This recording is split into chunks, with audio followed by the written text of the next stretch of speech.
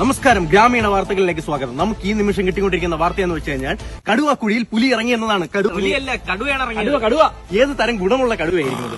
ഇതായിരുന്നു അതിന്റെ ശബ്ദം.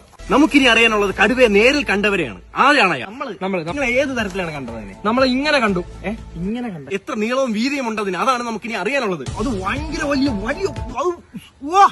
സൂപ്പർ കടുവ. വലിയ തല, വലിയ എല്ലാം വലുത്.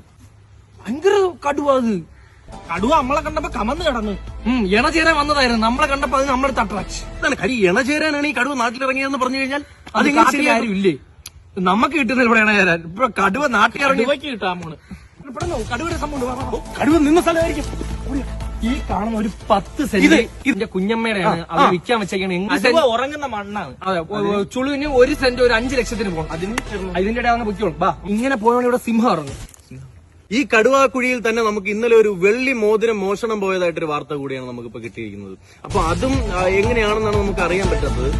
അപ്പൊ ഈ കഴിഞ്ഞ ആഴ്ച ഞാൻ ഇവന് സ്റ്റേഷനിൽ ഒരു സീൻ ഉണ്ടാക്കിയായിരുന്നു. വെറുതെ ഞാൻ റോഡ് ഇങ്ങനെ നിന്നപ്പം ഞാൻ കണ്ടിരുന്നു CCTV-യിൽ മറ്റേ കയ്യിൽ കഴിച്ചുകൊണ്ട് പോയത്. അതെ, എന്നിട്ട് സ്റ്റേഷനിൽ കൂടെ നമ്മളിട്ട് ഇടിച്ചിട്ട് കാര്യം ചോദിച്ചപ്പോ വീണ്ടും പിടിച്ചിട്ട് ഇടിച്ചു. അപ്പൊ അതിനെപ്പറ്റി എന്താണ് പറയാനുള്ളത്? ഇതിൽ ഞാനെന്ത് പറയാനാണ്? ഒന്നും മിണ്ടാത്ത കടുവയെ കുറിച്ച് പറഞ്ഞെങ്കിൽ നമ്മളെ കുറിച്ച് പറഞ്ഞൂടെ? സത്യം. അധികാരികളെ കണ്ണൊന്ന് തുറക്ക്.